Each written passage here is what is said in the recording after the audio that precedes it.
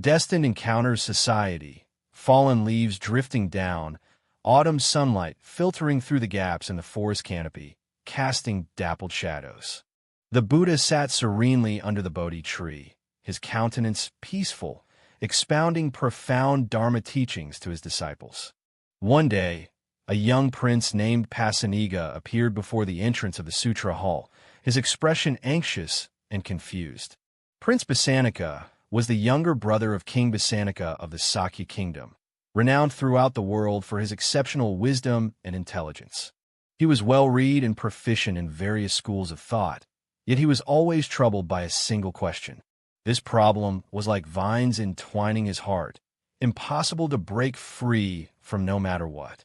He was seen entering the Dharma assembly, and after deeply prostrating to the Blessed One, he said with a face full of sorrow, "Bhagwan, I have a doubt that torments me day and night and is difficult to let go.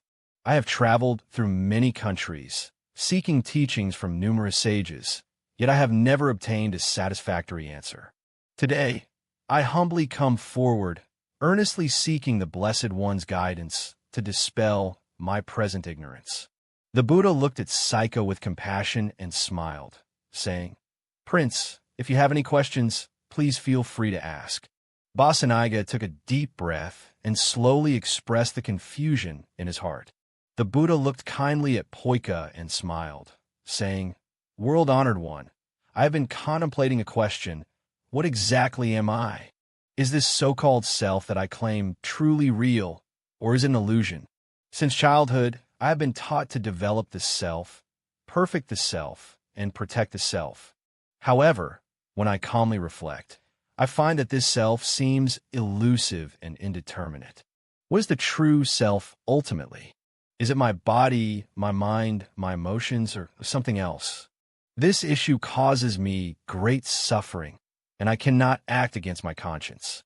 Upon hearing this, the Blessed One's gaze was calm and profound.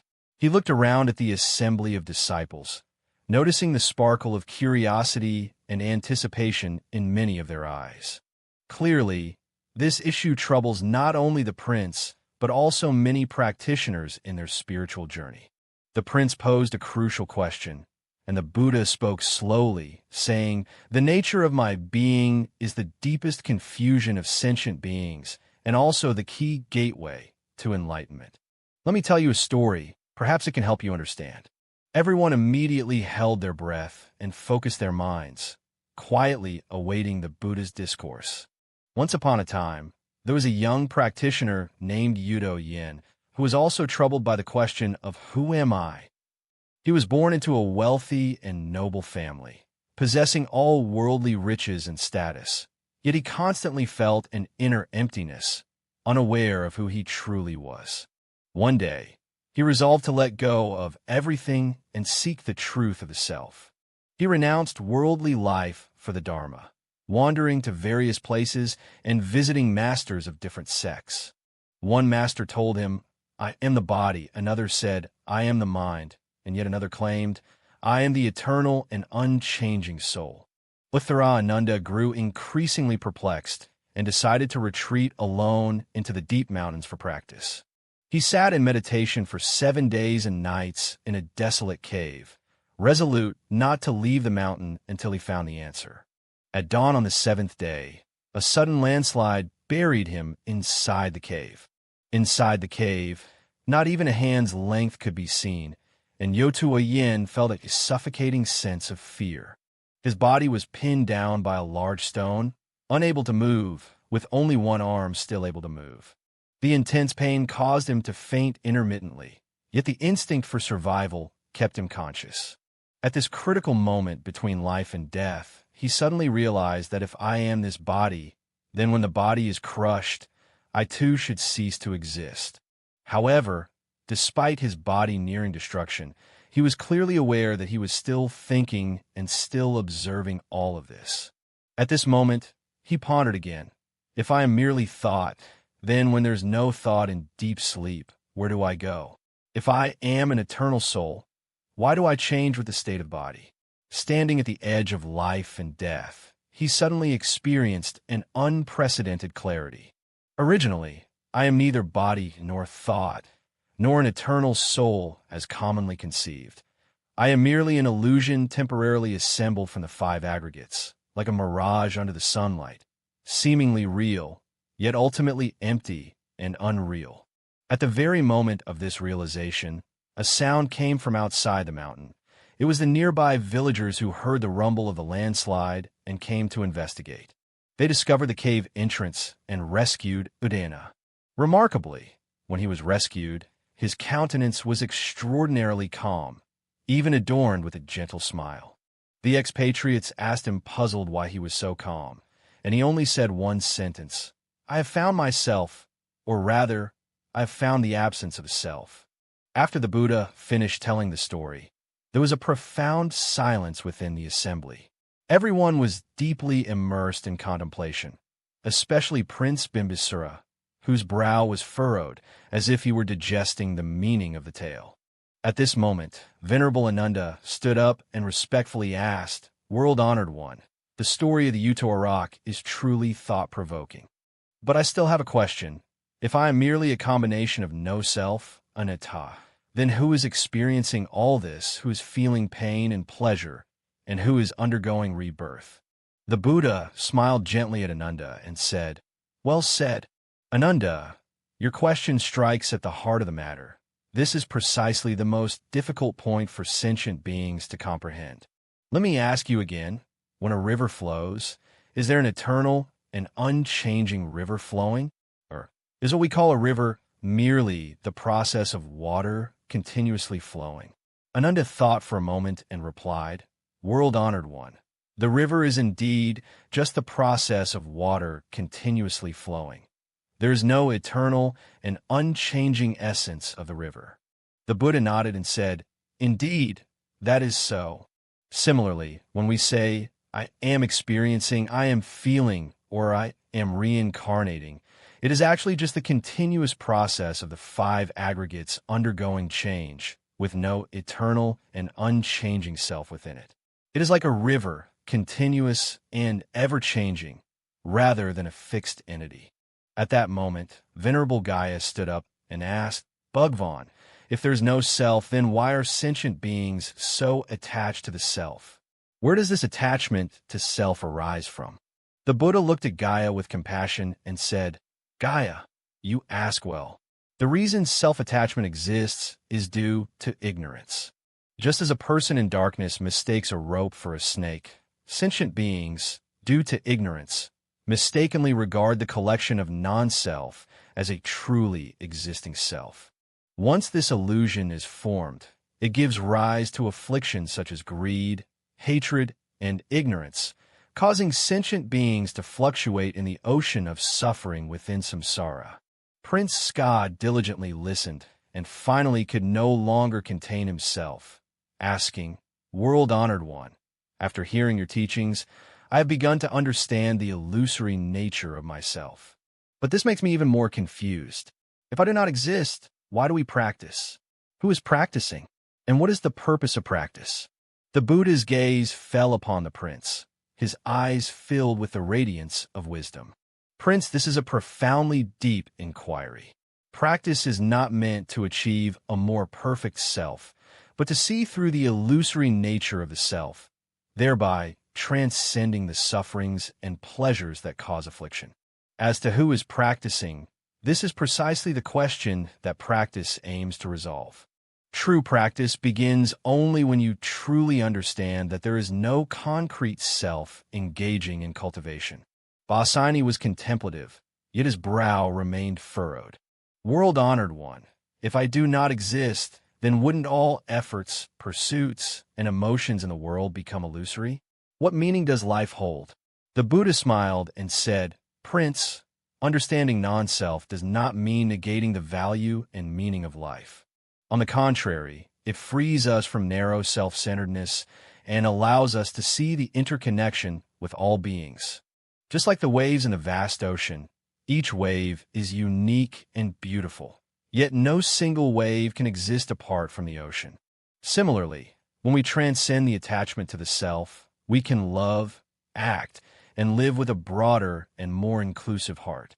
The young novice monk Lowero, sitting nearby, suddenly stood up excitedly upon hearing this. Sakyamuni, it seems I have attained some understanding. I am like a reflection in a mirror, seemingly real, yet ultimately illusory.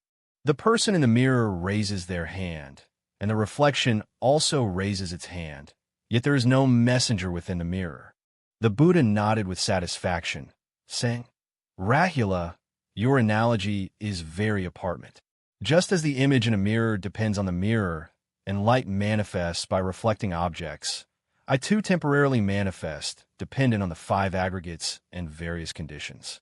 There is no independently existing self, only an interdependent network of relationships. Upon hearing this, a glimmer of sudden enlightenment flashed in Prince Bosnick's eyes, but it was quickly replaced by confusion. World-honored one, I understand the principles you have taught, but in daily life, my feelings are so intense and so real. How can I truly realize the doctrine of non-self? The Buddha gazed deeply at Prince Saka and slowly said, Prince, to realize no self, one must engage in observation and practice, not merely rely on understanding. Let me explain in detail the method of observing the 5 aggregates, which is the direct path to the realization of non-self. The Buddha also demonstrated to the assembly and commenced his systematic exposition. Sentient beings cling to the self because they mistakenly regard the 5 aggregates as the self or as belonging to the self. The 5 aggregates are form, rupa, feeling, vedana, perception, sana, mental formations, sakara, and consciousness, vaya. The form aggregate refers to the physical body, the feeling aggregate to sensations, the perception aggregate to thoughts and concepts, the volitional formations aggregate to will and actions, and the consciousness aggregate to awareness and cognition. The Buddha picked up a leaf and continued. Now, let us examine one by one to see if we can find the so-called self within the 5 aggregates. Firstly, the aggregate of form refers to our body. When observing each part of the body, skin, muscles, bones, internal organs, which part can be called self? If the body is the self, then when we lose an arm, or when our hair turns white and our teeth fall out, does the self diminish or change accordingly? Obviously, the body is constantly changing from infancy to old age, never remaining the same for a moment. How can this body, subject to such impermanent changes, be the constant and unchanging self?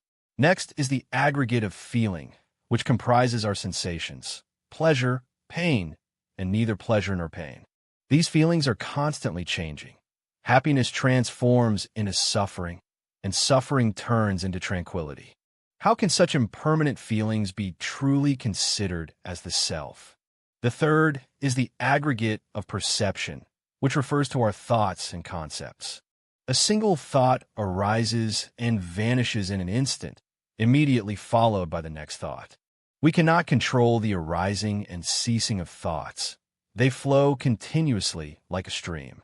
How can such ever-changing thoughts be truly I? The fourth is the aggregate of volition, which encompasses our will and actions. Today, one wishes to do this. Tomorrow, one desires to do that. The will fluctuates with the environment, and the mind continuously changes with the moods. How can such ever-changing wills and actions be considered the self? The fifth is the aggregate of consciousness, which refers to our awareness and perception. Consciousness arises dependent on the 6 sense bases and the 6 sense objects. When we sleep deeply without dreams, consciousness seems to vanish. When we awaken, consciousness is restored.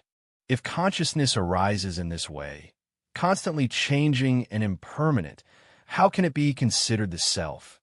The Buddha put down the leaves and cast his gaze over the assembly. Upon observing the 5 aggregates in this way, we find that none of the aggregates can be called self, nor can the sum of the 5 aggregates be called self. I am neither within the 5 aggregates, nor outside the 5 aggregates, nor identical with the 5 aggregates. He smiled slightly, then said, Let me use 5 metaphors to describe the illusory nature of the 5 aggregates. The aggregate of form is like sawdust. It appears to be a solid entity, but it shatters upon contact. The aggregates are like water bubbles, hollow and arising and ceasing. The turbid essence resembles a sheep's eye. From afar, it appears like water. Upon close inspection, it is none. The form aggregate is like a banana leaf. Layer upon layer, when peeled away, reveals nothing solid. The aggregates of consciousness are like an illusion, causing confusion, but in reality, they are false and unreal. Upon hearing this, Prince Pasenadi's eyes suddenly gleamed with a flash of light, and he stood up excitedly. The aggregate of perception, I seem to have realized, is not an entity but a process, not a fixed existence but an experience, not a subject but an interdependent web of relationships. Just like the water of a river, although we call a single river, it is actually a collection of countless drops of water, constantly changing every moment, never the same at any 2 moments. The Buddha's face revealed a contented smile. Well done, Prince, you have touched the core of no-self. I am like a river, seemingly continuous, yet actually arising and ceasing moment by moment. I am like the mist and clouds, appearing as a form, yet truly impermanent and ever-changing. When we truly understand this, attachment naturally diminishes and suffering correspondingly lessens. At this time, Anatta asked again, World-honored one, if we realize no self, how should we practice it in our daily lives? The Buddha responded, Anatta, upon realizing no self, one must first let go of attachment to the notion of I, no longer troubling oneself to preserve, satisfy, or prove this illusory self. Secondly, one must cultivate a compassionate heart, understanding that all sentient beings are mutually interdependent with oneself, thereby arising a universal love and care. Finally, one must maintain right mindfulness, constantly observing the arising and ceasing of the 5 aggregates, without being deluded by appearances. The Buddha smiled and shook his head. It is exactly the opposite in Ksipa's view. Realizing no self is not nihilism, but the freedom that comes from seeing the true nature of reality. When we no longer cling to maintaining an illusory self, we are able to live more authentically, more courageously, and more compassionately. Prince Pasenadi was deeply struck by the Buddha's teachings, yet he still had one final question. World-honored one, if there is no self, then who is the one experiencing the results of karma? Who is the one caught in samsara? The Buddha looked at the prince with a calm and profound tone. Prince, this is an extremely profound question. Samsara is not the transmigration of a single entity through the 6 realms, but rather a continuum of cause and effect, like one candle lighting another. The flame continues, yet it is not the same flame. The karma from a previous life is like a seed that, under suitable conditions, bears fruit and forms the karmic connections of the next life. There is no eternal self in the cycle of rebirth, only the continuity of cause and effect. Upon hearing the Buddha's words, Prince Pasenadi suddenly awakened as if from a dream. He knelt before the Buddha, tears streaming down his face with deep emotion, and said, World-honored one, today I finally understand. The self I have been seeking does not truly exist. I have clung to an illusion, experiencing suffering, distress, and conflict over it, yet I never saw its illusory nature. Now I understand that only by relinquishing attachment to myself can I attain true freedom and peace. The Buddha looked kindly at Pasenadi and softly spoke 3 words, the contemplation of no self. These 3 characters were like a bolt of lightning, illuminating the hearts of everyone present. At that moment, Prince Pasenadi suddenly attained clarity, feeling an unprecedented sense of ease and freedom, as if years of burdens had suddenly been lifted. The Buddha, seeing the transformation of the prince, nodded with satisfaction and said to all the disciples present, the contemplation of no self is the key to liberation. When you observe yourself and find no concrete self, attachment naturally diminishes, and suffering correspondingly eases. This is not a theory, but a truth that must be directly realized through practice. The Buddha continued, saying that the wisdom of non-self does not deny the existence of the phenomenal world, but rather sees through its illusory nature. Just as we understand that a rainbow is merely the phenomenon of light refraction, we can still appreciate its beauty. Similarly, after understanding the illusory nature of the self, we can still live, work, and love, but no longer be bound by egocentric attachments. Remember, no self is not nihilism. Rather, it is the recognition of the interdependence of all things.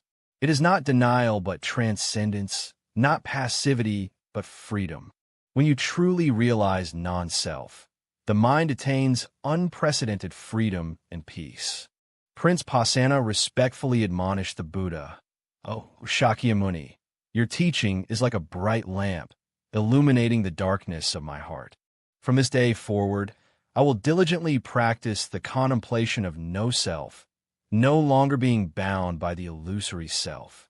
The Buddha smiled as he looked at Bosnia and everyone present, finally concluding, "My question is the root of all suffering and also the gateway to liberation. When you feel distress, pain, or attachment in daily life, please ask yourself, where is the self that feels pain? Who is the self that is attached?" Through such observation, you will gradually see the illusory nature of myself and attain inner peace and freedom. May you all realize the wisdom of non-self, transcend the bondage of ego, and attain true liberation and freedom. With the Buddha's final words, the Kayan hermitage was filled with tranquility. The Prince of Bosnia departed from the assembly with a fresh realization, while the numerous disciples present each entered into contemplation, embarking on the practice of the insight into no self. In our daily lives, we are often troubled by our own problems. We become anxious to protect our self-image, strive to satisfy our desires, and compete to prove our worth. However, when we calm our minds and carefully observe this self, we find it to be so illusory and elusive. Perhaps letting go of attachment to self and seeing through the illusory nature of self is precisely the key to attaining inner peace and freedom. The contemplation of no self is not an abstract philosophical theory, but a practical wisdom for life. It teaches us that true freedom lies not in possessing more, but in letting go. True peace does not lie in the satisfaction of desires, but in transcendence of desires. True wisdom does not lie in accumulating knowledge, but in perceiving the truth clearly. Only when we are freed from the illusions of the self can we truly live freely, love others with genuine compassion, and face everything with true wisdom. May we all have the courage, like Prince Siddhartha, to confront the fundamental question of who am I, the wisdom to see the truth of non-self, and thereby attain freedom and peace of mind. The concept of no self may very well be the guiding light leading to liberation.